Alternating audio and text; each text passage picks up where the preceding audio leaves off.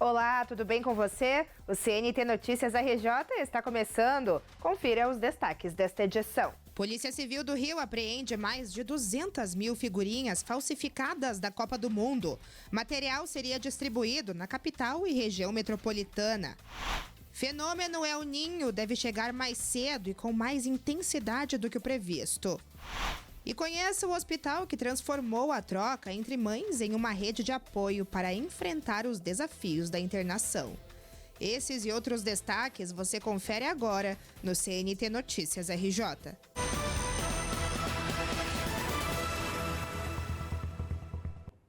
A Polícia Civil do Rio apreendeu mais de 200 mil figurinhas falsificadas da Copa do Mundo. A apreensão aconteceu em um ônibus em Nova Iguaçu, na Baixada Fluminense.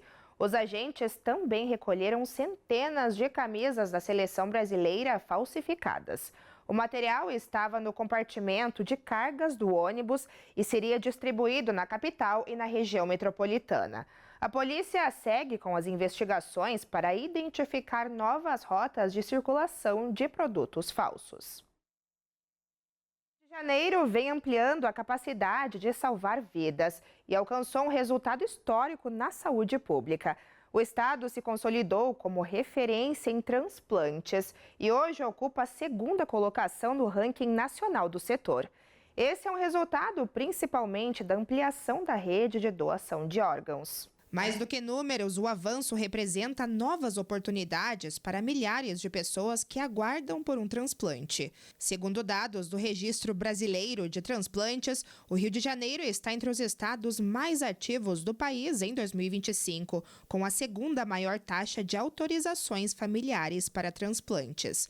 O relatório foi divulgado pela Associação Brasileira de Transplante de Órgãos. E o crescimento está ligado a vários aspectos, desde a identificação de potenciais doadores dentro dos hospitais até a logística no transporte dos órgãos em tempo hábil. Também houve reforço nas equipes especializadas e integração entre unidades de saúde para tornar o processo mais ágil e eficiente. E o Estado continua trabalhando em campanhas para aumentar o número de doadores e reduzir o tempo de espera de quem depende desse procedimento.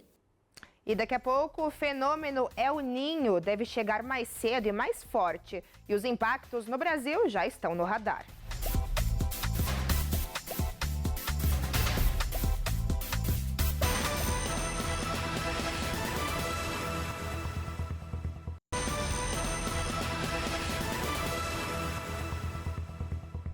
O fenômeno El Niño deve chegar mais cedo e com mais intensidade do que o previsto a princípio.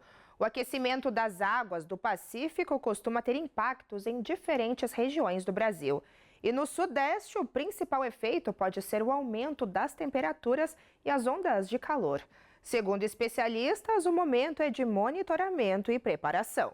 Os meteorologistas já destacam a instalação iminente do fenômeno El Niño neste ano.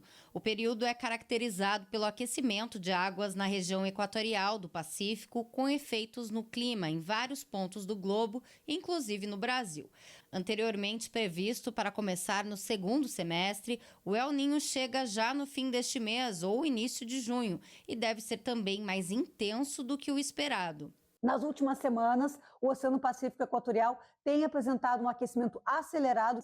Olha, em fevereiro a gente ainda estava no patamar de laninha, águas mais frias do que o normal. Começou a esquentar e ficar acima da média ali em março. Depois, em abril, já entre 0,2 e 0,4. Aqui, na 15 de abril, já ultrapassou o patamar mínimo de El Niño, que seria 0,5.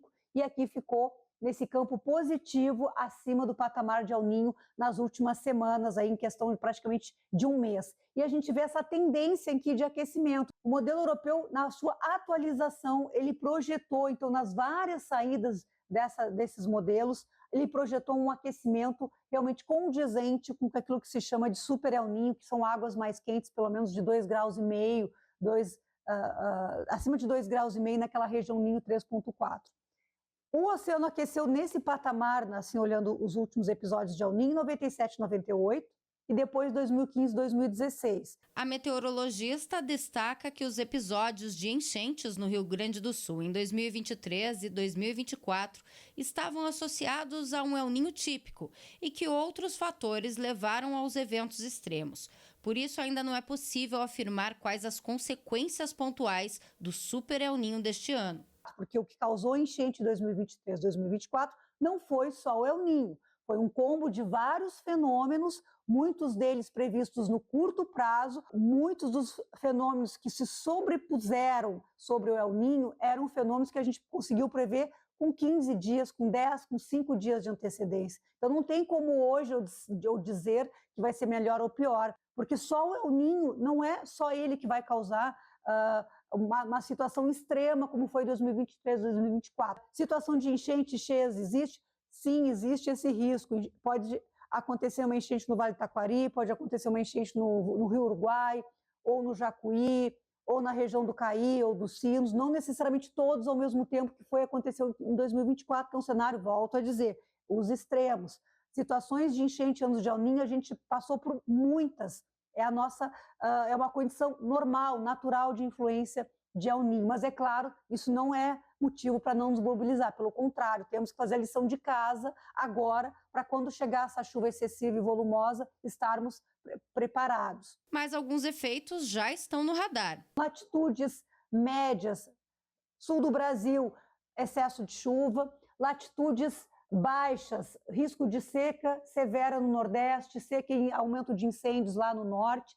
No Sudeste, o efeito, a correlação do El Niño é maior com relação à temperatura, então ondas de calor entre o final do inverno e o início da primavera podem ter períodos de mais quentes do que o normal. E aqui no Centro-Oeste, a gente chama atenção para o Pantanal, com déficit importante de chuva, risco de algumas situações de queimadas lá para Mato Grosso e também Goiás. E Mato Grosso do Sul fica no meio do caminho ali do microclima mais do sul e também dessas outras áreas. Então, muita atenção ao sul, principalmente aqui Paraná, Rio Grande do Sul e Santa Catarina, período crítico de setembro a novembro, com eventos extremos de muita chuva.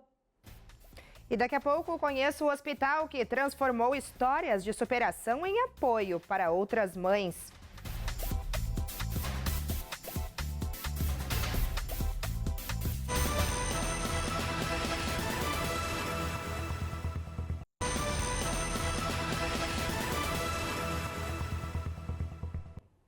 Quem vive a rotina de um hospital sabe que o tratamento não acontece só dentro do consultório.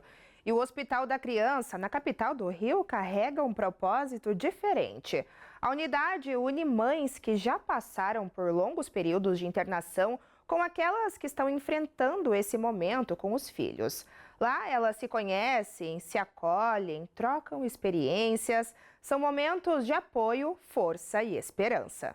Nos corredores do hospital, histórias diferentes têm algo em comum: o amor e a força de mães que não saem do lado dos filhos nem nos momentos mais delicados. E quando uma delas compartilha a experiência de ter superado essa fase, o medo dá lugar à esperança. No Hospital Estadual da Criança, o cuidado não é voltado apenas aos pacientes. As famílias também recebem o acompanhamento psicológico e apoio para enfrentar o período de internação. A família tem um espaço de cuidado. Um espaço de cuidado com a equipe da psicologia, com todas as equipes multidisciplinares. Ela tem um lugar para esse cuidado acontecer. Então, a gente consegue perceber que para a criança estar bem, a família precisa estar bem também.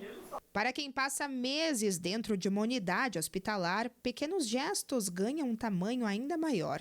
Uma conversa, uma palavra de incentivo ou até um momento de cuidado pessoal ajudam a tornar a rotina menos pesada. Elas que ficam a maior parte da internação com as crianças, existe uma troca de acompanhante bem pequena, porque as mães não querem trocar, né, com a família. Então, uma acaba dando um suporte emocional para a outra, né, um vínculo afetivo maior uma com a outra. E no lugar em que passam boa parte do tempo durante o internamento dos filhos, elas se conhecem e se fortalecem e se encorajam. Porque não é fácil, tem gente que se entrega, tem gente que às vezes não aguenta, né, passar por tantas coisas assim.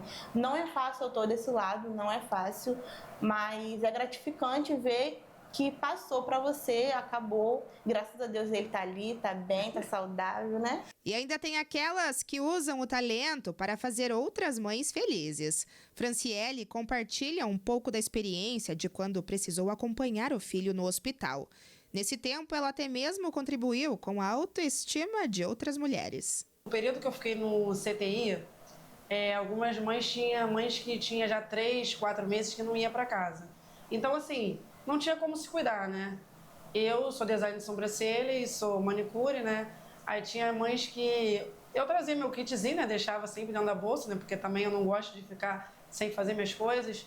E fazia sobrancelha de algumas mães que estavam ali. Falava assim, tu sabe fazer? Quer fazer a minha? Falo, faço. Sentava aqui num espacinho que tinha ali no CTI e falava assim, vamos fazer. E às vezes a oportunidade que eu tinha de conversar, elas contavam um pouquinho da história. Tinha as mães que ficavam desacreditadas. Eu falava assim, não desacredita não.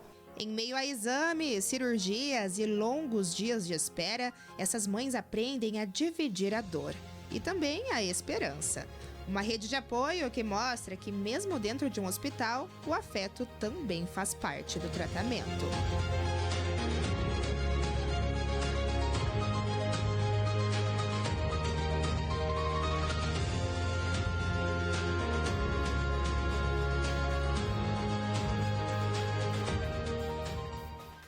O CNT Notícias RJ fica por aqui, mas você confere outras notícias no aplicativo CNT Play.